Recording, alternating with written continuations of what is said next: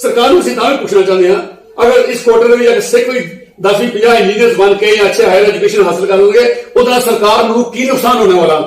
क्यों सरकार डेलीबरेटली ऐसी इंजस्टिस हासिल कर दी है। मैं तो कहना तुहानू पुछण दी जरूरत ना पवे। हर गुरुद्वारा कमेटी पूरे महीने का कितनी इनकम सी, कितने एक्सपेंडिचर और डिटेल लिख के अपने नोटिस बोर्ड के बाद लगा दिया करे। ਅੱਜ ਸਾਡੇ ਨਾਲ ਨੇ ਸਰਦਾਰ ਬਲਵਿੰਦਰ ਸਿੰਘ ਜੀ, ਜਿਨ੍ਹਾਂ ਨੂੰ ਆਰਟੀਆਈ ਐਕਟਿਵਿਸਟ ਵੀ ਕਿਹਾ ਜਾਂਦਾ ਤੇ ਨਾਲ ਹੀ ਨਾਲ ਇੱਕ ਪ੍ਰੋਗਰੈਸਿਵ ਫਰੰਟ ਇਹਨੀ ਚਲਾ ਰਹੇ ਨੇ। ਤੇ ਅਸੀਂ ਇਹਨਾਂ ਨੂੰ ਜਾਣਨਾ ਚਾਹਾਂਗੇ ਕਿ ਆਖਿਰ ਇਸ ਪ੍ਰੋਗਰੈਸਿਵ ਫਰੰਟ ਦਾ ਕੀ ਮਕਸਦ ਹੈ। ਬਲਵਿੰਦਰ ਜੀ, ਤੁਹਾਡਾ ਸਵਾਗਤ ਹੈ ਪੀਵੀ ਨਿਊਜ਼ ਤੇ। Thank you Gurdas ji, thank you. Balwinder ਜੀ, ਜਿਸ ਤਰ੍ਹਾਂ ਕਿ ਤੁਹਾਡਾ ਪ੍ਰੋਗਰੈਸਿਵ ਫਰੰਟ ਦੇ ਬਾਰੇ ਜਿਹੜੀ ਅਸੀਂ ਗੱਲ ਕਰ ਰਹੇ ਹਾਂ, ਤੇ ਅਸੀਂ ਜਾਣਨਾ ਚਾਹਾਂਗੇ ਆਖਿਰ ਪ੍ਰੋਗਰੈਸਿਵ ਫਰੰਟ ਹੈ ਕੀ, ਇਸ ਪ੍ਰੋਗਰੈਸਿਵ ਫਰੰਟ ਦਾ ਕੀ ਮਕਸਦ ਹੈ ਤੇ ਕੀ ਕਰਨਾ ਚਾਹ ਰਹੇ ਨੇ। देखो गुरदेव जी, वाहिगुरू जी का खालसा वाहिगुरू जी की फतेह। ਤੁਸੀਂ ਦੇਖਿਆ ਹੋਵੇਗਾ ਕਿ ਜੰਮੂ ਕਸ਼ਮੀਰ ਦੇ ਵਿੱਚ ਸਿੱਖਾਂ ਨੂੰ ਕਦੇ ਵੀ ਅਸੈਂਬਲੀ ਦੇ ਵਿੱਚ ਨੁਮਾਇੰਦਗੀ ਨਹੀਂ ਮਿਲੀ, ਕਿਉਂਕਿ ਅਸਾਂ ਕਦੇ ਵੀ ਆਪਣਾ ਸਿੱਖ ਨੁਮਾਇੰਦਾ ਚੁਣ ਕੇ ਨਹੀਂ ਭੇਜਿਆ। ਸਾਡੀ ਜੋ ਡੀਜੀਪੀਸੀ ਸਨ, ਖਾਸ ਕਰਕੇ ਜੋ ਟਵਿਨ ਕੈਪੀਟਲਸ ਸਾਡੀਆਂ ਜੰਮੂ ਔਰ ਕਸ਼ਮੀਰ, ਇਹਦੀ ਜੋ ਇਲੈਕਟਿਡ ਬਾਡੀ ਹੁੰਦੀ ਹੈ, ਉਹ ਹੀ ਇੱਕ ਸਾਡੇ ਕੋਲ ਨੁਮਾਇੰਦੇ ਦਾ ਕੰਮ ਕਰਦੇ ਹਨ, ਸਿੱਖ ਨੁਮਾਇੰਦੇ ਦਾ ਕੰਮ ਉਹੀ ਕਰਦੇ ਹਨ।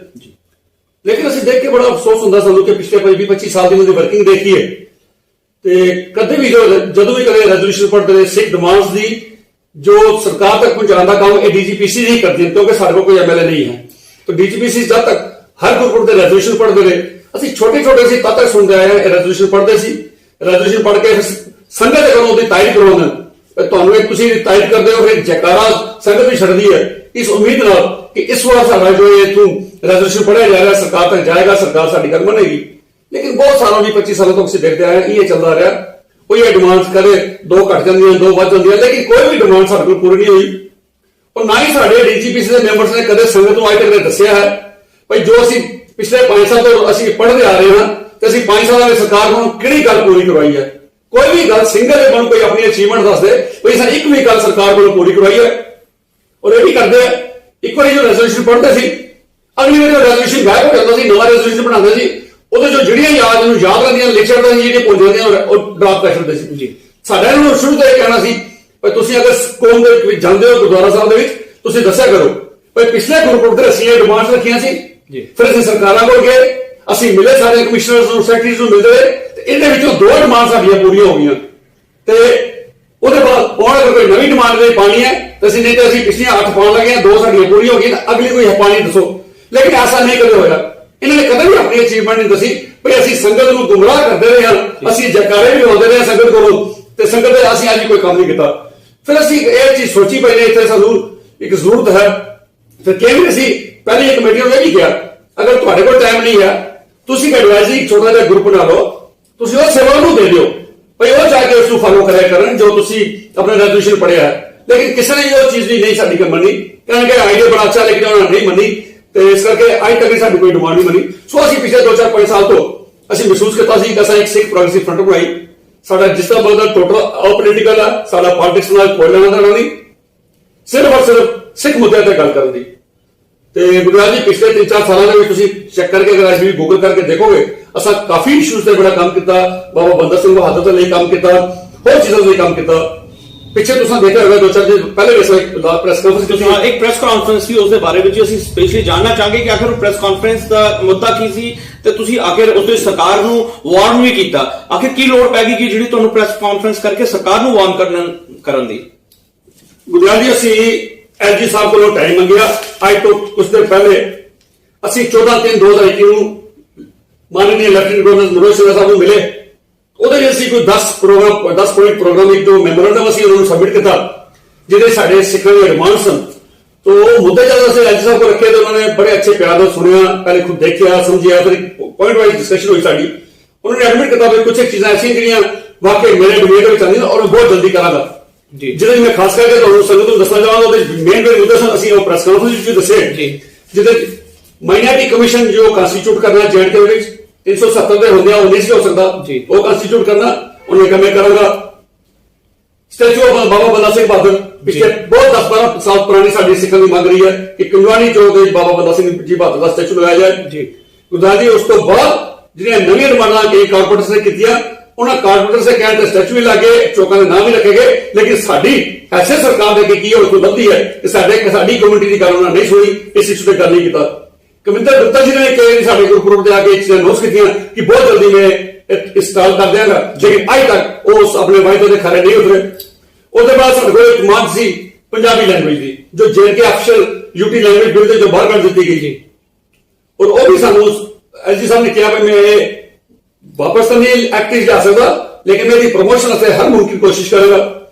उसके बाद एक साड़ी डिमांड सी आनंद मैरिज एक्ट की, क्योंकि 7 जून 2012 ਨੂੰ ਪਾਰਲੀਮੈਂਟ ਵਿੱਚ ਪਾਸ ਹੋ ਚੁੱਕਿਆ ਤੇ ਉਹ ਇੱਥੇ ਸਿਰਫ ਨੋਟੀਫਿਕੇਸ਼ਨ ਕੱਢ ਰਹੀ ਉਹਦੀ ਇੰਪਲੀਮੈਂਟੇਸ਼ਨ ਵਾਸਤੇ। ਤੇ ਉਹਨੇ ਕਿਹਾ ਠੀਕ ਹੈ ਮੈਂ ਵੀ ਕਰ ਦਿਆਂਗਾ। ਉਹਦੇ ਬਾਅਦ ਸਭ ਤੋਂ ਵੱਡਾ ਜੋ ਮੁੱਦਾ ਸਾਨੂੰ ਪਿਛਲੇ 2 ਸਾਲ ਤੋਂ ਅਸੀਂ ਲੈ ਕੇ ਚੱਲ ਰਹੇ ਹਾਂ ਕਿ ਜੋ ਸਾਡੇ ਕਸ਼ਮੀਰ 'ਚ ਰਹਿ ਰਹੇ ਸਿੱਖ ਭਰਾਵਾਂ ਦੇ ਨਾਲ, ਸਿੱਖ ਨੌਜਵਾਨਾਂ ਦੇ ਨਾਲ ਬੇਇਨਸਾਫੀਆਂ ਸਰਕਾਰ ਵੱਲੋਂ ਕੀਤੀ ਗਈ ਹੈ। ਕਿਉਂਕਿ 2009 ਦੇ ਵਿੱਚ ਜੋ ਪੈਕੇਜ ਸਰਕਾਰ ਨੇ ਇੰਪਲਾਇਮੈਂਟ ਪੈਕੇਜ ਸਪੈਸ਼ਲ ਡਰਾਈਵ ਸ਼ੁਰੂ ਕੀਤਾ ਸੀ ਮਾਈਗ੍ਰੈਂਟਸ ਵਾਸਤੇ, 2017 ਦੇ ਵਿੱਚ ਆ ਕੇ ਜਦ ਪੀਡੀਪੀ ਬੀਜੇਪੀ ਸਰਕਾਰ ਸੀ ਉਹਨਾਂ ਨੇ ਉਹਦੇ 'ਚ ਕਹਿ ਰਹੀ ਹੈ ਨਾਨ ਮਾਈਗ੍ਰੈਂਟਸ ਨੂੰ ਵੀ ਦਿੱਤਾ ਜਾਵੇ। दयाल जी जो माइग्रेंट कोटा है, माइग्रेंट कोटे में सिख भी आते हैं, लेकिन जो नॉन माइग्रेंट को एक्सटेंड किया गया कोटा, ਉਹਦੇ 'ਚ ਇੱਕ ਬੱਚੇ ਸਾਡੇ ਵੀ ਖੁਸ਼ ਹੋਏ। ਚਲੋ ਅਗਰ ਅਸੀਂ ਉੱਥੇ ਹਿੰਦੁਸਤਾਨ ਦਾ ਝੰਡਾ ਬੁਲੰਦ ਕਰਕੇ ਬੈਠੇ ਰਹੇ ਮੁਸ਼ਕਿਲ ਹਾਲਾਤਾਂ ਵਿੱਚ ਉੱਥੇ ਰਹੇ ਤੇ ਸਾਨੂੰ ਵੀ ਸਰਕਾਰ ਕੋਈ ਦੇਣ ਲੱਗੀ ਹੈ। ਜਦ ਉਹਨਾਂ ਨੇ ਫਾਰਮ ਭਰਨ ਦੀ ਕੋਸ਼ਿਸ਼ ਕੀਤੀ ਤਾਂ ਸਰਕਾਰ ਨੇ ਰਿਲਾਈਜ਼ ਕੀਤਾ ਇਹਨਾਂ ਨੂੰ ਅਸੀਂ ਇਹਦੇ ਵਿੱਚ ਨਹੀਂ ਰੱਖਣਾ, ਇਹਨਾਂ ਨੂੰ ਅਸੀਂ ਡਿਬਾਰ ਕਰਨਾ ਹੈ, ਸਿਰਫ ਅਸੀਂ ਪਣਤਾਂ ਦੇਣਾ।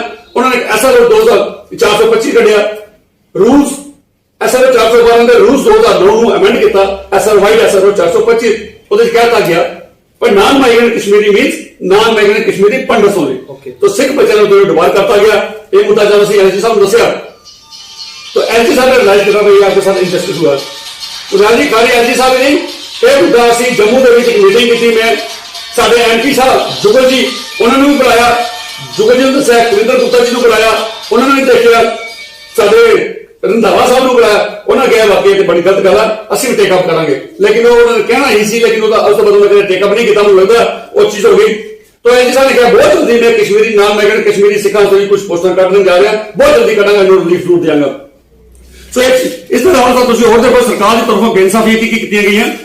एक आर्डर तो मैं दसना, all India council for technical council for technical education ने एक आर्डर कढ़िया जी। इस आर्डर इन्होंने 2020 आर्डर कढ़िया 16/10/6/10/2020 इन्होंने कहा जी migrants quota non migrant quota, non migrant सिर्फ कश्मीरी पंडितां नूं ਅਸੀਂ ਆਲ ਇੰਡੀਆ ਲੈਵਲ ਤੇ ਹਾਇਰ ਐਜੂਕੇਸ਼ਨ ਦੇ ਵਿੱਚ ਜੋ ਪ੍ਰੋਫੈਸ਼ਨਲ ਕਾਲਜਸ ਉੱਥੇ ਬੱਚਿਆਂ ਨੂੰ ਸਿੱਖਾਂ ਦੇਣਗੇ, ਲੇਕਿਨ ਨਾਨ ਮਾਈਗ੍ਰੈਂਟ ਪੰਡਤਾਂ ਦੇ ਸਿੱਖ ਬੱਚਿਆਂ ਨੂੰ ਨਹੀਂ। ਅੱਛਾ, ਸਰਕਾਰ ਨੂੰ ਅਸੀਂ ਤਾਂ ਵੀ ਪੁੱਛਣਾ ਚਾਹੁੰਦੇ ਹਾਂ ਅਗਰ ਇਸ ਕੋਟੇ ਦੇ ਵਿੱਚ ਸਿੱਖ ਕੋਈ 10-50 ਇੰਜੀਨੀਅਰਸ ਬਣ ਕੇ ਜਾਂ ਅੱਛੇ ਹਾਇਰ ਐਜੂਕੇਸ਼ਨ ਹਾਸਲ ਕਰ ਲੈਣਗੇ, ਉਹਦਾ ਸਰਕਾਰ ਨੂੰ ਕੀ ਨੁਕਸਾਨ ਹੋਣੇ ਵਾਲਾ? ਕਿਉਂ ਸਰਕਾਰ ਡੈਲੀਬਰੇਟਲੀ ਸਾਡੇ ਐਸੀ ਇਨਜਸਟਿਸ ਹਾਸਲ ਕਰਦੀ ਹੈ? ਸੋ ਇਹ ਚੀਜ਼ਾਂ ਕਾਫੀ ਦੁਖਦਾਈ ਸਨ। तो ਅਸੀਂ ਜਦ ਐਲਜੀ ਸਾਹਿਬ ਨਾਲ ਗੱਲ ਕੀਤੀ 5-6-7 ਮਹੀਨੇ ਬਾਅਦ ਐਲਜੀ ਸਾਹਿਬ ਨੂੰ ਸਾਡਾ ਆਰਟੀਕਲ ਲਗਾ ਕੇ ਡਾਟਾ ਪੁੱਛਿਆ ਵੀ ਤੁਸੀਂ ਸਾਡੀ ਰਿਪਰੈਜ਼ੈਂਟੇਸ਼ਨ ਨੇ ਕੀ ਕੀਤਾ, ਤੇ ਐਲਜੀ ਸਾਹਿਬ ਦੇ ਤਰਫੋਂ ਸੈਕਟਰੀ ਤੋਂ ਜਵਾਬ ਆਇਆ ਕਿ ਤੁਹਾਡੀ ਐਸੀ ਰਿਪਰੈਜ਼ੈਂਟੇਸ਼ਨ ਸਾਡੇ ਕੋਲ ਹੈ ਹੀ ਨਹੀਂ। ਉਹਦੇ ਬਾਅਦ ਫਿਰ ਅਸੀਂ ਪ੍ਰੈਸ ਕਾਨਫਰੰਸ ਕੀਤੀ ਜਿਹਦੇ ਇਸ ਚੀਜ਼ ਨੂੰ ਐਕਸਪੋਜ਼ ਕੀਤਾ। ਭਾਈ ਐਲਜੀ ਸਾਹਿਬ ਬਨਸਬਤ खुद एक अच्छा इंसान है, लेकिन समझना कितना है कि कोई मजबूरियां हैं, या तो दिल्ली तो कोई ऐसी डायरेक्शन नहीं है पर सिखों का कोई काम करना है, इस माइनॉरिटी कमेटी का कोई काम करना है, तो ये जो भी सिख उन्होंने मिलन जाते हैं ये उन्होंने रिप्रेजेंटेशन लैके डस्टबिन लगाई है, ये डस्टबिन ही पा छड़ते हैं, तो इन्होंने मजबूरी कह सकता क्योंकि खुद अच्छी तरीके से सुनिया सी या इन्होंने थले जो ब्यूरोक्रेटिक लाबी है ब्यूरोक्रेट उन्होंने दिल्ली तो हदायत पर सिखा ने अगर कोई ऐसी चीज आती है साइड पर कर दे क्योंकि वो उदू असा कंसिडर ही नहीं करना। इन्होंने कसम क्या है अगर भाई साडा वायदा सिर्फ खोखला सी सबका साथ सबका विकास ਅਸੀਂ ਇਹ ਕੰਮ ਸਿੱਖਾਂ ਨੂੰ ਨਹੀਂ ਕਰਨਾ। ਕਿ ਤੁਸੀਂ ਇਲਜ਼ਾਮ ਨਹੀਂ ਲਗਾ ਰਹੇ ਕਿ ਸਾਰੀ ਰਿਪਰੈਜ਼ੈਂਟੇਸ਼ਨ ਜਿਹੜੀ ਨੇ ਡਸਟਬਿਨ ਵੀ ਸੁੱਟੀ ਜਾਂਦੀਆਂ ਨੇ? ਡੈਫੀਨਿਟਲੀ ਮੈਂ ਤੁਹਾਨੂੰ ਡਾਕੂਮੈਂਟਰੀ ਐਵੀਡੈਂਸਿਸ ਦੇ ਰਿਹਾ, ਮੇਰੇ ਕੋਲ ਡਿਪਟੀ ਸੈਕਟਰੀ ਦਾ ਲੈਟਰ ਪਿਆ ਰਾਜਪਾਲ ਦਾ ਜੋ ਪੀਆਈਓ ਨੂੰ, ਉਹਨਾਂ ਕਹਿੰਦੀ ਤੁਹਾਡੀ ਕੋਈ ਐਸੀ ਰਿਪਰੈਜ਼ੈਂਟੇਸ਼ਨ ਸਾਡੇ ਕੋਲ ਹੈ ਹੀ ਨਹੀਂ। ਹਾਂਜੀ, ਇਹ ਸਾਡੀ ਮੈਂ ਸੰਗਤ ਨੂੰ ਦੱਸਣਾ ਚਾਹਾਂਗਾ, ਇਹ ਸਾਡੀ ਜਦ ਅਸੀਂ ਡੈਪੂਟੇਸ਼ਨ ਮਿਲੇ ਸੀ ਐਲਜੀ ਸਾਹਿਬ ਨੂੰ, ਉਹਨਾਂ ਨੇ ਦੂਸਰਾ ਦਿਨ ਅਖਬਾਰ ਦੇ ਵਿੱਚ पेपर अखबार में दी जो लिखा हुआ डेपुटेशन मिला डेपुटेशन से मिले तो साड़ी रिप्रेजेंटेशन कितने गैप होगी अज तक सवाल बने हुआ। उसके बाद में असं मीडिया के प्रेजेंस असं एलजी साहब ने दोबारा एक लैटर पोस्ट की और सेम रिप्रेजेंटेशन आई तो 2-2.5 महीने पहले दोबारा भेजी। फिर मैं एलजी साहब ने कहा असं 2-3 महीने बाद आगे लगा के फिर पूछांगे पर तुम की काम किया, और मैं कहना खाली असं ही नहीं फोन तो एक आगे मैं भी लिखा के पूछांगा जदों ने तुम आए हो तो कितने सिख डेपुटेशन मिले, उन्होंने सिख डेपुटेशन जी रिप्रेजेंटेशन दी की कापी उन्होंने देती जाए और तुम की काम किया ताकि यह भी पता चले बाकी लोगों के लिए चीज़ा एक्सपोज हो पर एडमिनिस्ट्रेशन जो हैड कॉन्स्टिट्यूशन हैड उत्थे भी साडी किस किस्म का इंजस्टिस किया जाता, उन्होंने भी सानू कंसीडर नहीं किया, सानू फॉर ग्रांटेड लेते हैं, सेकंड क्लास सिटीजन सानू ट्रीट करते हैं, सिखा की गल सुन के राजी नहीं। ਸੋ ਅਸਾਂ ਜੋ ਤੁਸੀਂ ਵਾਰਨਿੰਗ ਦੀ ਗੱਲ ਕੀਤੀ ਹੈ, ਡੈਫੀਨਿਟਲੀ ਮੈਂ ਫਿਰ ਤੁਹਾਡੇ ਇਸ ਮਾਧਿਅਮ ਤੋਂ ਵੀ ਕਹਾਂਗਾ, ਅਸਾਂ ਸਰਕਾਰ ਨੂੰ ਵਾਰਨ ਕੀਤਾ ਕਿ ਅਸੀਂ ਬੜੇ ਪੀਸਫੁਲੀ ਸਿਟੀਜ਼ਨ ਹਾਂ, ਲਾਅ ਅਬਾਈਡਿੰਗ ਸਿਟੀਜ਼ਨ ਹਾਂ। ਜੋ ਸਾਨੂੰ ਕਨਸਟੀਟਿਊਸ਼ਨ ਨੇ ਜਿੰਨੀ ਇਜਾਜ਼ਤ ਦਿੱਤੀ ਦੀ ਹੈ, ਅਸੀਂ ਉਹਦੇ ਫਰੇਮਵਰਕ ਦੇ ਅੰਦਰ ਰਹਿ ਕੇ ਅਸੀਂ ਆਪਣਾ ਪ੍ਰੋਟੈਸਟ ਕਰਾਂਗੇ। ਬਹੁਤ ਜਲਦੀ ਅਸੀਂ ਵਿਦਿਨ ਵਿਕਸ ਟਾਈਮ ਇੱਕ ਅੱਛੀ ਐਜੂਕੇਸ਼ਨ ਸਟਾਰਟ ਕਰਨ ਜਾ ਰਹੇ ਹਾਂ। ਔਰ ਉਹਦੇ ਕਰਕੇ ਕਸ਼ਮੀਰ ਤੋਂ ਵੀ ਸਾਨੂੰ ਕਾਫੀ ਫੋਨ ਆਉਂਦੇ ਹਨ, ਉਹਨਾਂ ਨੌਜਵਾਨ ਵੀਰਾਂ ਨੂੰ ਵੀ ਕਰਨਾ ਆਓ ਅੱਗੇ। ਸਰਕਾਰ ਨੇ ਕਦੇ ਵੀ ਸਾਨੂੰ ਬਗੈਰ ਮੰਗੇ ਸਾਡਾ ਜੋ ਨੈਸ਼ਨਲ ਰਾਈਟ ਸੀ ਸਾਨੂੰ ਨਹੀਂ ਦਿੱਤਾ। ਹਰ ਚੀਜ਼ ਦੇ ਲਈ ਸਾਨੂੰ ਜਦੋਜਹਿਦ ਕਰਨੀ ਪਈ, ਧਰਮ ਯੁੱਧ ਮੋਰਚੇ ਲਗਾਉਣੇ ਪਏ, ਜੇਲ੍ਹਾਂ ਭਰਨੀਆਂ ਪਈਆਂ, ਸਾਨੂੰ ਬੜੀਆਂ ਕੁਰਬਾਨੀਆਂ ਦੇਣੀਆਂ ਪਈਆਂ। ਕਦੇ ਸਰਕਾਰ ਨੇ ਪਿਆਰ ਦੇ ਨਾਲ ਸਾਨੂੰ ਇੱਕ ਅੱਛਾ ਇੱਕ ਸਿਟੀਜ਼ਨ ਸਮਝ ਕੇ ਸਾਡੇ ਰਾਈਟਸ ਸਾਨੂੰ ਕਦੇ ਨਹੀਂ ਦਿੱਤੇ। ਸਾਨੂੰ ਹਰ ਗੱਲ ਦੇ ਲਈ ਲੜ ਕੇ ਹੀ ਲੈਣਾ ਪਿਆ। ਸੋ ਇਹ ਸਰਕਾਰ, ਖਾਸ ਕਰਕੇ ਪ੍ਰਧਾਨ ਮੰਤਰੀ ਜੀ ਜੋ ਨਾਰਾ ਦਿੰਦੇ ਸਨ सबका साथ सबका विकास, लेकिन वो कितने साढ़े लिए खास करके सिखा रही वो एक खोखला साबित होया। इस करके असी सिख प्रगति फ्रंट के बैनर के नाल काफी लोग साडे कोल जुड़े हैं, बड़े अच्छे अच्छे एजुकेटेड लोग हैं। और गुजरात एक चीज और कहते हैं, असी जी एक्सपेंशन इस तरीके करने लगे हैं, असी जो साडे कोल जम्मू के विच साडे कोल करीब जो साडे कोल एजुकेटेड लोग बैठे हैं जी, बड़े बड़े अच्छे ब्यूरोक्रेट्स रिटायर्ड साडे कोल बैठे हैं, पुलिस अफसर बैठे हैं, साडे कोल सीनियर जो एजुकेशन डिपार्टमेंट जो रिटायर हुए, बड़ा अच्छा सोच रखते हैं। लेकिन वो कदे भी गुरुद्वारे अगे नहीं आए, सिख शासन अगे नहीं आए, कहते नहीं इतने आके असं अपने आप से किचन में उछालना। असं हम उन्होंने ऑन बोर्ड लै रहे हैं। साडा मकसद है उन्होंने जो उन्होंने सोच है, जो उन्होंने एक्सपीरियंस है, गाइडेंस असं उन्होंने लाँगे। दसो क्योंकि साडा मेन मुद्दा है ये जो सिखों दी डिमांड्स जिन्हें मैं तुहानूं दस दिया, अज तक एक पब्लिक सर्विस कमीशन का मैंबर जम्मू कश्मीर के सिख नूं नहीं लिया गया। उसके बाद बाकी गल्लां मैं दसियां तुहानूं, नेशनल माइनॉरिटी एक्ट, अच्छा जो 89 राइट्स होए जम्मू के विच, ਉਹਦੀ ਇੱਕ ਨੁਮਾਇੰਦਗੀ ਅਸੀਂ ਹੋਮ ਮਿਨਿਸਟਰ ਨੂੰ ਦਿੱਤੀ। ਭਾਈ ਜੰਮੂ ਦੇ 32 ਸਾਲ ਹੋ ਗਏ ਹਨ 89 ਰਾਈਟਸ ਦੇ, ਉਹਨਾਂ ਲੋਕਾਂ ਨੂੰ ਸਿਰਫ 1 ਲੱਖ ਦਿੱਤਾ ਗਿਆ। ਐਸਾ ਕਿਉਂ? ਤਲਵਾੜੇ ਵਿੱਚ 84 ਦੇ ਰਾਈਟਸ ਹੋਏ ਸੀ, 17 ਲੋਕ ਮਾਰੇ ਗਏ ਸੀ, ਉਹਨਾਂ ਲੋਕਾਂ ਨੂੰ 3.5 ਲੱਖ ਰੁਪਏ ਸਰਕਾਰ ਜੰਮੂ ਸਰਕਾਰ ਨੇ ਦਿੱਤਾ। ਔਰ 5 ਲੱਖ ਰੁਪਏ ਜਦੋਂ ਬੀਜੇਪੀ ਆਈ, ਇਹਨਾਂ ਪੂਰੇ ਹਿੰਦੁਸਤਾਨ ਵਿੱਚ ਜਿੱਥੇ ਤੇ ਰਾਈਟਸ ਹੋਏ ਸੀ 5 ਲੱਖ ਹੋਰ ਭੇਜਿਆ, 8,80,000 ਰੁਪਏ ਦਿੱਤਾ ਗਿਆ। ਲੇਕਿਨ ਜੰਮੂ ਕਸ਼ਮੀਰ ਜੰਮੂ ਦੇ ਵਿੱਚ 89 ਦੇ ਵਿੱਚ ਰਾਈਟਸ ਹੋਏ, ਇਹਨਾਂ ਲੋਕਾਂ ਨੂੰ ਸਿਰਫ 1 ਲੱਖ ਰੁਪਏ। ਉਹ ਮੇਰੀ ਪਟੀਸ਼ਨ ਹੋਮ ਮਿਨਿਸਟਰ ਕੋਲ ਗਈ ਅੱਜ ਤੋਂ 3 ਸਾਲ 2.5 ਸਾਲ ਪਹਿਲੇ, उन्हें जम्मू भेजी। जम्मू के विच बड़ी स्लो कैसे चल रही है, कदे रेवेन्यू सैक्टरी को जाती है, कदे होम सैक्टरी को जाती है, कदे डिजास्टर मैनेजमेंट जाती है, फॉलो करना पड़ता है, फिर भी फाइल मूव नहीं करती। इस करके ऐसी चीजें हैं जिन्हें दसती है सरकार का सामने स्टेप मदद ट्रीटमेंट चल रहा है जी, और तब तक खत्म नहीं होगा जब तक समूह इधर आगे प्रोटेस्ट नहीं करना पड़ेगा। ये चीजें हैं डिलिमिटेशन जम्मू कश्मीर के सिखों ने 2 सीटां मंगियां सन, लेकिन मैं 100% श्योर है कि सरकार साडी वो गल नहीं मनेगी। सो ऐसी कुछ चीजें हैं। और एक दौर में तो और दस दिया डीजीपीसी का ये जो असी अपनी सिख प्रगति फ्रंट की गल करते हैं, मैं जैसा कि अज असी अलग अलग प्लेटफॉर्म तो आके अपने एक दूसरे के ऊपर किचड़ उछाल रहे हैं, अपनी कम्युनिटी की बदनामी करवा रहे हैं, लोगों के शर्म जाके एलिगेशन लगा रहे हैं, गोरखा के बारे करवा रहे हैं। मैं अपने लोगों को अवेयर करना हाँ कि सारिया कमेटियां साडियां डीजीपीसी जितनी आरटीआई के अंदर आउंदियां हैं। मैं किसी ने एलिगेशन नहीं लगाते भाई चोर नहीं, मैं नहीं करता, लेकिन इन्होंने ऐसा मौका ही क्यों दो? तो एक बड़ा पावरफुल टूल है आरटीआई। हर गुरुद्वारे में आरटीआई लगा के पूछोगे, हर जिन्हें प्रबंधक ने पूछा करोगे भाई तुम अपना अपना साहब मैं तो कहना तुहानूं पुछण दी जरूरत ना पवे। हर गुरुद्वारा कमेटी पूरे महीने का कितनी इनकम सी, कितने एक्सपेंडिचर और डिटेल लिख के अपने नोटिस बोर्ड के बाद लगा दिया करे। लोगों को मौका ही ना मिले कि साल बाद 2 साल बाद या 3 साल बाद उठ के किसी कोई एलिगेशन लगा किसी ने चोर कह जिसमें कौम की बदनामी होती है। हर कम्युनिटी में हाथ जोड़ के बेनती करना, अगों जी इलेक्शन हो गए जिहड़ियां कमेटियां आउणगियां सब मैं बेनती करना कि अपने अपने महीने के हिसाब अपनी अपनी डेट बुकां तैयार किया करो, उसका ऑडिट कराया करो ताकि ये किचन ना उछले। और अपने अपने नोटिस बोर्ड पे हर संक्रांत अगर मनाते हो या कोई दिन मनाते हो, हर महीने एक पूरी डिटेल लिख के लगा दिया करो, किसी को तुहाडे तो उंगल चुकने का मौका ही ना मिले। बलविंदर जी, जिस तरह की कुछ समय पहले बारामूला तो कोई युवक सन जिन्होंने सानू कॉन्टैक्ट किया, उन्होंने कहा कि असं आरटीआई लगाई बारामूला गुरुद्वारा थे, पर वो डीसी साहब को गई, पर साडी आरटीआई का किसी ने कोई भी सानू कुछ मिलिया ही नहीं कि आरटीआई दे विच असं कुछ भी जवाब नहीं दे सकते।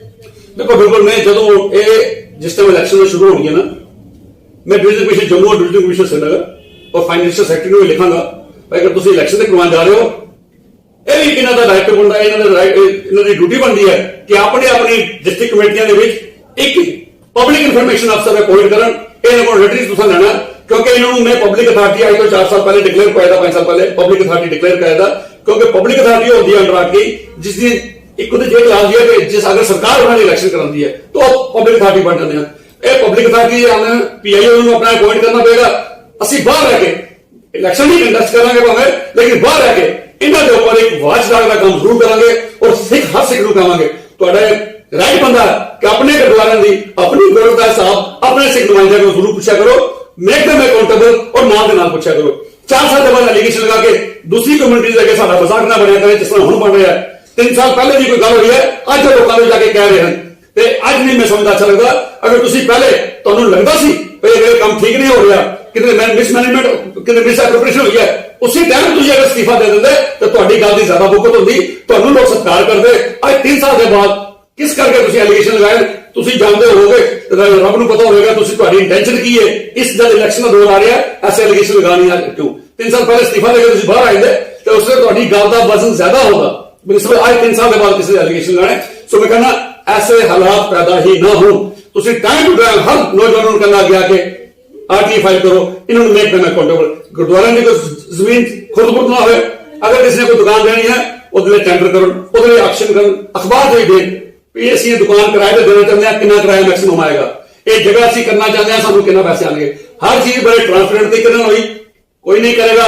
ਮੈਂ ਵਾਰੰਟ ਲਈ ਆਪਣੀ ਪੂਰੀ ਟੀਮ ਨੂੰ ਕਹਾਂਗੇ ਫਾਈਲ ਆਰਟੀਆਈ ਹਰ ਡਿਸਟ੍ਰਿਕਟ ਜਿੱਥੇ ਤੋਂ ਸਾਨੂੰ ਕੰਪਲੇਂਟ ਆਈ आरटीआई फाइल करके उन्होंने अकाउंटेबल बनाएंगे तो मुझे लगता है इन चीजों में ट्रांसपेरेंसी आएगी। और अच्छा और उन्होंने यह जरूर पूछा करो भाई जे तुम रेजोल्यूशन पढ़िया इस रेजोल्यूशन की कायम भी करवाइए साढ़े को संगत को तो उसकी इंप्लीमेंटेशन से की क्योंकि जब तक असं पूछांगे नहीं इस तरह वैसे पे रहेंगे इन्होंने अकाउंटेबल बनाने की जरूरत है।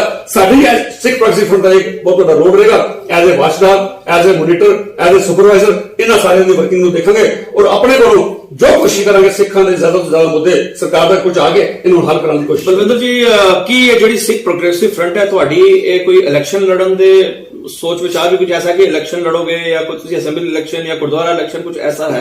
देखिए जी गुरुद्वारा इलेक्शन तो बिल्कुल दूर होंगे, गुरुद्वारा इलेक्शन पार्टिसिपेट नहीं करेंगे, खुद नहीं लड़ेंगे, लेकिन कोशिश करेंगे अच्छे अच्छे कैंडिडेट तैयार करवाइए जो गुरसिख भी हो गुरसिख हो तो मर्यादा साड़ी पहली साडा टारगेट गुरसिख होना बहुत जरूरी है। ਉਹਦੇ रहो एजुकेटेड हो विजनरी हो सरकार तक अपनी गल रख सके क्योंकि पहले भी कई बार किया ये सिर्फ गुरुद्वारा मैनेजमेंट नहीं है, ये साडे नुमाइंदे हैं, साडी मिनी पार्लियामेंट है, ये साडी नुमाइंदगी कर रहे हैं और इन्हों को इन्नी विजन होवे कि गुरुद्वारा इलेक्शन ਦੇ ਵਿੱਚ सिख प्रोग्रेसिव फ्रंट ਦਾ ਕੀ ਰੋਲ ਰਹੇਗਾ? देखिए साडा रोल ये रहेगा ਅਸੀਂ एक अच्छे कैंडिडेट कोशिश करेंगे अच्छे कैंडिडेट ਨੂੰ स्पॉन्सर करिए अच्छे कैंडिडेट ਨੂੰ ਅੱਗੇ ਲਾਈਏ ताकि गुरुद्वारे की मैनेजमेंट अच्छे तरीके हो सके और सरकार सिख कौम दी डिमांडां अच्छे तरीके प्रोजेक्ट कर सकन और उन्होंने इंप्लीमेंटेशन के लिए काम कर सकन। ਇਹ ਤੇ ਉਹੀ ਹੋਵੇ ਨਾ ਕਿ ਜਿਹੜੇ ਬੰਦੇ ਤੁਸੀਂ ਸਪਾਂਸਰ ਕਰੋਗੇ ਤੇ ਉਹ ਪ੍ਰੋਗਰੈਸਿਵ ਫਰੰਟ ਦੇ ਹੀ ਮੈਂਬਰ ਹੋਣਗੇ? ਨਹੀਂ ਅਸੀਂ ਕੋਈ ਵੀ ਅੱਛਾ ਕੈਂਡੀਡੇਟ ਸਾਨੂੰ ਕੋਈ ਵੀ ਮਿਲੇਗਾ। ਤੁਹਾਡਾ ਕਹਿਣ ਦਾ ਮਤਲਬ ਕਿ ਜਿਹੜਾ ਵੀ ਇਲੈਕਸ਼ਨ ਲੜ ਰਿਹਾ ਉਹਦੇ ਵਿੱਚੋਂ ਜਿਹੜਾ ਤੁਹਾਨੂੰ ਸਹੀ ਲੱਗੇਗਾ ਤੁਸੀਂ ਉਹਨਾਂ ਨੂੰ ਸਪੋਰਟ ਕਰੋ। ਸਾਨੂੰ ਜਿਹੜਾ ਕੈਂਡੀਡੇਟ ਅੱਛਾ ਲੱਗੇਗਾ ਅਸੀਂ ਕੋਸ਼ਿਸ਼ ਕਰਾਂਗੇ ਲੋਕਾਂ ਨੂੰ ਕਹਾਂਗੇ ਆਓ ਅੱਗੇ ਆਓ ਅਸੀਂ ਆਪਣੇ ਨਾਲ ਦਿਖਾਂਗੇ ਕਿਹੜਾ ਕੈਂਡੀਡੇਟ ਅੱਛਾ ਹੈ ਅਸੀਂ ਕਿ ਉਹਨਾਂ ਕੈਂਡੀਡੇਟ ਨੂੰ ਪ੍ਰਮੋਟ ਕਰਾਂਗੇ ਅਸੀਂ ਉਹਨਾਂ ਕਹਾਂਗੇ ਅਸੀਂ ਨਾਲ ਤੁਹਾਡੇ ਖੜੇ ਹਾਂ ਸਾਨੂੰ ਪਤਾ ਜਿਹੜਾ ਕੈਂਡੀਡੇਟ ਵਿਜ਼ਨਰੀ ਹੈ किसी भी साड़ी पार्टी के नाल कोई किसी ग्रुप के नाल किसी भी इंडिविजुअल नाल कोई ऐसी साड़ी एफिलिएशन नहीं है किसी पार्टी नाल भी नहीं है सिर्फ एक गुरु महाराज की सेवा करने लई और कम्युनिटी की सेवा करने लई कम्युनिटी का दर्द जो कैंडिडेट रखते हो असं उन्होंने कहांगे अगे आओ असं बाहर समर्थन जरूर करेंगे आप असं इस इलेक्शन में पार्टिसिपेट नहीं करेंगे। ਤੇ ਅਗਰ ਇਨ ਕੇਸ ਤੋਂ ਜਿਹੜੇ ਸਾਡੇ ਸਿੱਖ ਕਮਿਊਨਿਟੀ ਦੇ ਲੋਕ ਨੇ ਭਾਵੇਂ ਕਸ਼ਮੀਰ ਤੋਂ ਨੇ ਜੰਮੂ ਤੇ ਨੇ ਪੁੰਛ ਨੇ ਜਿੱਥੇ ਵੀ ਸਾਡੀ ਸਿੱਖ ਕਮਿਊਨਿਟੀ ਰਹਿੰਦੀ ਹੈ ਉਹਨਾਂ ਦੇ ਕੋਈ ਵੀ ਸਮੱਸਿਆ ਜਾਂ ਕੋਈ ਮੁੱਦੇ ਹੁੰਦੇ ਨੇ ਤੇ ਉਹ ਅਗਰ ਸਿੱਖ ਪ੍ਰੋਗਰੈਸਿਵ ਫਰੰਟ ਨੂੰ ਮਦਦ ਮੰਗਦੇ ਨੇ ਜਾਂ ਕਿਸੇ ਤਰੀਕੇ ਨਾਲ ਉਹਨਾਂ ਨੂੰ ਸਪੋਰਟ ਉਹਨਾਂ ਦੀ ਚਾਹੁੰਦੇ ਨੇ ਤੇ ਉਹ ਕਿਸ ਤਰੀਕੇ ਨਾਲ ਤੁਹਾਨੂੰ ਕੰਟੈਕਟ ਕਰ ਸਕਦੇ ਨੇ? ਬਿਲਕੁਲ ਦੇਖੋ ਡੈਫੀਨਿਟਲੀ ਜਿੱਥੇ ਸਾਡੀ ਕਮਿਊਨਿਟੀ ਦਾ ਮਸਲਾ ਕੋਈ ਹਾਈਲਾਈਟ ਕਰੇਗਾ ਜਿਸਮ ਤੋਂ ਪਹਿਲੇ ਵੀ ਕਿਹਾ ਸੀ ਜੰਮੂ ਬੜੀ ਜਲਦੀ ਇੱਕ ਅੱਛਾ ਗਰੁੱਪ ਬਣਾਉਣ ਜਾ ਰਹੇ ਹਾਂ ਜਿਹਦੇ ਸਾਡੇ ਰਿਟਾਇਰਡ ਕਸ਼ਮੀਰ ਬਾਰੇ ਵਿੱਚ ਕੀ ਹੈ ਤੁਹਾਡਾ? ਡੈਫੀਨਿਟਲੀ ਅਸੀਂ ਬਹੁਤ ਜਲਦੀ ਇੱਕ ਟੂਰ ਕਸ਼ਮੀਰ ਦਾ ਕਰਨ ਜਾ ਰਹੇ ਹਾਂ ਉੱਥੇ ਜਾ ਕੇ ਸਾਨੂੰ ਕਾਫੀ ਫੋਨ ਆਉਂਦੇ ਅਸੀਂ 2-3 ਮੇਨ ਡਿਸਟ੍ਰਿਕਟ ਜਿੱਥੇ ਸਾਡੇ ਸਿੱਖ ਵਸੂ ਹੈ ਉਹਨਾਂ ਲੋਕਾਂ ਨੂੰ ਜਾ ਕੇ ਮਿਲ ਕੇ ਵਿਚਾਰ ਇਸ ਸਮੇਂ ਤੁਹਾਡੇ ਨਾਲ ਕੋਈ ਸਿੱਖ ਪ੍ਰੋਗਰੈਸਿਵ ਫਰੰਟ ਜਿਹੜਾ ਤੁਹਾਡਾ ਸਿੱਖ ਪ੍ਰੋਗਰੈਸਿਵ ਫਰੰਟ ਉਹਦੇ ਵਿੱਚ ਕਸ਼ਮੀਰ ਤੋਂ ਵੀ ਕੋਈ ਜੁੜੇ ਹੋਏ ਨੇ?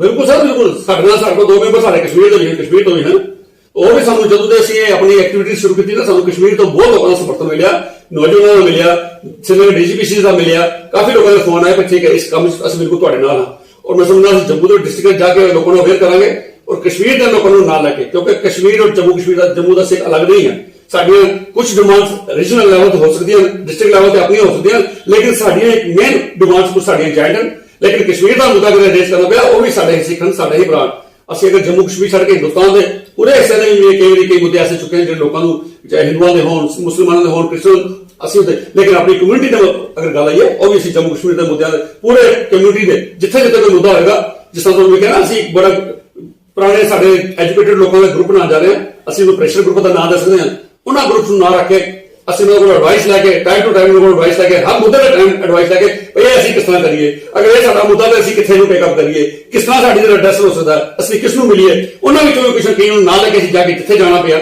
ਅਸੀਂ ਉਹਨਾਂ ਨਾਲ ਲੈ ਕੇ ਕੋਸ਼ਿਸ਼ ਕਰਾਂਗੇ। ਸਾਡਾ ਮੇਨ ਫੋਕਸ ਇੱਕ ਸਾਡੇ ਜਿਹੜੇ ਮੁੱਦੇ ਹਨ, ਜਿਹੜੇ 20-30 ਸਾਲ ਤੋਂ ਅਸੀਂ ਰੈਜ਼ੋਲੂਸ਼ਨ ਪੜ੍ਹਦੇ ਹਾਂ, ਕਦੇ ਉਹਨਾਂ ਦੀ ਪੂਰੇ ਨਹੀਂ ਹੋਏ, ਉਹਨਾਂ ਨੂੰ ਕਿਸ ਤਰੀਕੇ ਪੂਰੇ ਕਰ ਸਕਦਾ। ਸਾਡੀ ਸਿੰਸੀਅਰ ਕੋਸ਼ਿਸ਼ ਰਹੇਗੀ, ਅੱਗੋਂ ਰੱਬ ਕਿੰਨਾ ਸਾਥ ਦਿੰਦਾ ਕਿੰਨੇ ਕੁ ਪੂਰੇ ਹੁੰਦੇ, ਲੇਕਿਨ ਅਸੀਂ ਸਾਰੀ ਟੀਮ ਪੂਰੀ ਸਿੰਸੀਅਰਿਟੀ ਨਾਲ ਇਸ ਇਸ਼ੂ ਤੇ ਕੰਮ ਕਰਾਂਗੇ। ਇਹ ਸਾਡੇ ਨਾਲ ਆਰਟੀਆਈ ਐਕਟਿਵਿਸਟ ਔਰ ਸਿੱਖ ਪ੍ਰੋਗਰੈਸਿਵ ਫਰੰਟ ਤੋਂ ਸਰਦਾਰ ਬਲਵਿੰਦਰ ਸਿੰਘ ਜੀ ਸਨ। ਜਿਸ ਤਰ੍ਹਾਂ ਕਿ ਅਸੀਂ ਜਾਣਨ ਦੀ ਕੋਸ਼ਿਸ਼ ਕੀਤੀ ਕਿ ਪ੍ਰੋਗਰੈਸਿਵ ਫਰੰਟ ਦਾ ਕੰਮ ਕੀ ਹੈ, ਕਿ ਜਿਸ ਤਰ੍ਹਾਂ ਕਿ ਸਾਡੇ ਜਿੰਨੇ ਵੀ ਗੁਰਦੁਆਰਾ ਕਮੇਟੀਆਂ ਨੇ, ਜਿਹੜੇ ਵੀ ਲੋਕ ਸਾਡੇ ਕੁਝ ਮੈਮੋਰੈਂਡਮ ਲੈ ਕੇ ਕਿਸੇ ਵੀ ਜਗ੍ਹਾ ਤੇ ਪਹੁੰਚਦੇ ਨੇ, ਪਰ ਉਹਨਾਂ ਦੇ ਬਾਰੇ ਵਿੱਚ ਕੁਝ ਵੀ ਨਹੀਂ ਕੀਤਾ ਜਾਂਦਾ। ਤੇ ਇਹਨਾਂ ਦਾ ਫਰੰਟ ਦਾ ਜਿਹੜਾ ਸਾਨੂੰ ਜਿਹੜਾ ਇਹਨਾਂ ਨੇ ਦੱਸਿਆ ਕਿ ਬਈ ਇਸ ਫਰੰਟ ਦਾ ਇਹੋ ਕੰਮ ਰਹੇਗਾ ਕਿ ਆਖਿਰ ਉਹਨਾਂ ਦੀਆਂ ਜਿਹੜੀ ਡਿਮਾਂਡਸ ਨੇ ਉਹਨਾਂ ਦਾ ਕੀ ਹੋਇਆ, ਕਦ ਤੱਕ ਪੂਰੀਆਂ ਹੋ ਸਕਦੀਆਂ ਨੇ, ਕਿਤੇ ਹੈ ਵੀ ਆ, ਕਿਤੇ ਐਗਜ਼ਿਸਟ ਵੀ ਕਰਦੀਆਂ ਨੇ ਕਿ ਨਹੀਂ ਕਰਦੀ। ਅਸੀਂ ਉਮੀਦ ਕਰਾਂਗੇ ਇੱਕ ਮੈਂ ਲਾਸਟ ਗੱਲ ਹੋਰ ਆਪਣੀ ਸੰਗਤ ਨੂੰ ਅਪੀਲ ਕਰਦੇ ਹਾਂ ਕਿ ਅਸੀਂ ਜਿਸ ਤਰ੍ਹਾਂ ਦੇਖ ਰਹੇ ਹਾਂ ਮੌਜੂਦਾ ਦੌਰ ਤੇ ਜੋ ਕੰਟਰੋਵਰਸੀ ਚੱਲ ਰਹੀਆਂ ਹਨ, ਅੱਜ ਤੋਂ ਕੁਝ ਦਿਨ ਪਹਿਲੇ ਆਪਣਾ ਮਿਸ਼ਨ ਨਾ ਗੁਰੂ ਨਾਨਕ ਮਿਸ਼ਨ ਕੋਈ 에ਅਰਪੋਰਟ ਦੇ ਸਾਹਮਣੇ ਵੀ ਕੋਈ 2-3 ਸ਼ਖਸ ਸਾਡੇ ਸਾਹਮਣੇ ਆਏ ਜਿਨ੍ਹਾਂ ਨੇ ਐਲੀਗੇਸ਼ਨ ਲਗਾਏ ਭਈ ਇਹ ਜ਼ਮੀਨ ਕਿਸੇ ਇੱਕ ਰਾਗੀ ਨੇ ਵੇਚ ਛੱਡੀ ਹੈ, ਇਹ ਕਰਦਾ। ਉਹਦੇ ਬਾਅਦ ਉਹਦਾ ਕਾਊਂਟਰ ਬਾਹਰੋਂ ਹੋਇਆ, ਐਸਬੀਸੀ ਨੇ ਵੀ ਕੀਤਾ, ਸਾਰੇ ਜਿਨ੍ਹਾਂ ਨੇ ਜ਼ਮੀਨ ਡੋਨੇਟ ਕੀਤੀ ਸੀ ਉਹ ਵੀ ਸਾਹਮਣੇ ਆਏ। ਉਹਨਾਂ ਨੇ ਕਿਹਾ ਜੀ ਐਸੀ ਕੋਈ ਗੱਲ ਨਹੀਂ ਹੈ, ਅਸੀਂ ਖੁਦ ਜਾ ਕੇ ਅਸੀਂ ਗੁਰੂ ਰਾਮਦਾਸ ਦੀ ਨਗਰੀ ਗਏ, ਅਸੀਂ ਉੱਥੇ ਐਗਜ਼ੀਬਿਸ਼ਨ ਨੂੰ ਅਸੀਂ ਕੰਟੈਕਟ ਕੀਤਾ ਭਈ ਜ਼ਮੀਨ ਅਸੀਂ ਤੁਹਾਡੇ ਹਵਾਲੇ ਕਰਦੇ ਹਾਂ 90 ਸਾਲ ਦੀ ਲੀਜ਼ ਦੇ ਲਈ। ਸੋ ਮੈਂ ਆਪਣੇ ਉਹਨਾਂ ਸਾਰੇ ਵੀਰਾਂ ਨੂੰ ਹੱਥ ਜੋੜ ਕੇ ਬੇਨਤੀ ਕਰਦਾ ਕਿ ਅਨਨੈਸੈਸਰੀ ਕਿਸੇ ਦੇ ਐਲੀਗੇਸ਼ਨ ਲਗਾਉਣ ਤੋਂ ਪਹਿਲਾਂ ਨਾ ਕਿ ਡਾਕੂਮੈਂਟਰੀ ਚੈੱਕ ਕਰ ਲਿਆ ਕਰੋ, ਡਾਕੂਮੈਂਟਸ ਤੋਂ ਦੇਖ ਲਿਆ ਕਰੋ। ਅਨਨੈਸੈਸਰੀ ਲੋਕਾਂ ਦੇ ਐਲੀਗੇਸ਼ਨ ਨਾ ਲਗਾਈਏ। ਅਸੀਂ ਸਾਰੇ ਹੀ ਆਪਣੇ ਹਾਂ, ਕੋਈ ਬਰਾਦਰੀ ਬਹੁਤ ਵੱਡੀ ਨਹੀਂ ਹੈ ਜੰਮੂ ਕਸ਼ਮੀਰ ਦੀ, ਜਿਤਨੇ ਵੀ ਆ ਇੱਕ ਦੂਸਰੇ ਦੇ ਹਮਦਰਦ, ਅਗਰ ਕਿਸੇ ਦਾ ਅੱਛਾ ਨਹੀਂ ਕਰ ਸਕਦੇ ਨੁਕਸਾਨ ਨਾ ਕਰੀਏ, ਪਹਿਲੇ ਡਾਕੂਮੈਂਟਸ ਦੇਖ ਲਈਏ। ਮੈਂ ਜਦੋਂ ਵੀ ਮੀਡੀਆ ਤੇ ਜਾਣਾ 1 ਮਹੀਨਾ ਸਟੱਡੀ ਕਰਨ ਦੇ ਬਾਅਦ ਐਲੀਗੇਸ਼ਨ ਲਗਾਉਂਦੇ ਹਾਂ। ਤੁਸੀਂ ਜੋ ਐਲੀਗੇਸ਼ਨ ਲਗਾਏ ਤੀਸਰੇ ਦਿਨ ਹੀ ਉਹਦਾ ਰਿਬਟਲ ਆ ਗਿਆ, ਉਹਨਾਂ ਨੇ ਕਲੈਰੀਫਿਕੇਸ਼ਨ ਦਿੱਤੀ। ਸੋ ਆਪੋਜੀਸ਼ਨ ਫਾਰ ਦਾ ਸੇਕ ਆਫ ਆਪੋਜੀਸ਼ਨ ਨਾ ਕਰੀਏ। ਅਗਰ ਕੋਈ ਗੱਲ ਹੈ ਉਸ ਨੂੰ ਬੈਠ ਕੇ ਵੀ ਗੱਲ ਕੀਤੀ ਜਾ ਸਕਦੀ ਹੈ, ਕਿਸੇ ਪਲੇਟਫਾਰਮ ਤੇ ਰੱਖੀ ਜਾ ਸਕਦੀ ਹੈ। ਸਾਡੇ ਜੰਮੂ ਚ ਧਾਰਮਿਕ ਆਗੂ ਕਈ ਹੈ, ਉਸ ਜਗ੍ਹਾ ਤੇ ਅਸੀਂ ਉਸ ਗੱਲ ਨੂੰ ਰੱਖਿਆ ਜਾ ਸਕਦਾ। ਪਬਲਿਕ ਦੇ ਵਿੱਚ ਆ ਕੇ ਐਸੇ ਇੱਕ ਦੂਸਰੇ ਤੇ ਵਾਦ ਨਾ ਕਰਿਆ ਕਰੋ, ਐਸੇ ਐਲੀਗੇਸ਼ਨ ਨਾ ਲਗਾਇਆ ਕਰੋ। ਇਸ ਨਾਲ ਕਮਿਊਨਿਟੀ ਕਮਜ਼ੋਰ ਹੁੰਦੀ ਹੈ, ਕਮਿਊਨਿਟੀ ਦੀਆਂ ਗੱਲਾਂ ਬਾਹਰ ਜਾਂਦੀਆਂ ਹਨ, ਕਿਉਂਕਿ ਤੁਹਾਡੀ ਗੱਲ ਦਾ ਰਿਬਟਲ ਦੂਜੇ ਦਿਨ ਆ ਜਾਂਦਾ ਹੈ ਤਾਂ ਫਿਰ ਤੁਹਾਡਾ ਸਟੈਂਡ ਕਿੱਥੇ ਰਿਹਾ, ਉਹ ਗੱਲਾਂ ਠੀਕ ਨਹੀਂ ਲੱਗਦੀਆਂ। ਮੈਂ ਫਿਰ ਜ਼ਰੂਰ ਗੱਲ ਸਾਹਿਬ ਨੂੰ ਕਹਿਣਾ, ਕਿਸੇ ਗਰੁੱਪ ਨੂੰ ਨਹੀਂ, ਕਿਸੇ ਇੰਡੀਵਿਜੂਅਲ ਨਹੀਂ, ਭਾਈ ਐਸੀ ਗੱਲਾਂ ਤੋਂ ਬਾਅਦ ਜਾਈਏ। ਅਸੀਂ ਉਮੀਦ ਕਰਦੇ ਹਾਂ ਕਿ ਸਿੱਖ ਪ੍ਰੋਗਰੈਸਿਵ ਫਰੰਟ बढ़ चढ़ के सिख कम्युनिटी ਦੀਆਂ ਜਿਹੜੀ ਸਮੱਸਿਆਵਾਂ ਉਹਨਾਂ ਨੂੰ ਹੱਲ ਕਰਨ ਦੀ ਕੋਸ਼ਿਸ਼ ਕਰਨਗੇ, ਉਹਨਾਂ ਨੂੰ ਉਜਾਗਰ ਕਰਨ ਦੀ ਕੋਸ਼ਿਸ਼ ਕਰਨਗੇ। ਤੁਹਾਡਾ ਬਹੁਤ ਬਹੁਤ ਧੰਨਵਾਦ ਜੀ ਬਲਵਿੰਦਰ ਜੀ। ਵਾਹਿਗੁਰੂ ਜੀ ਕਾ ਖਾਲਸਾ, ਵਾਹਿਗੁਰੂ ਜੀ ਕੀ ਫਤਿਹ।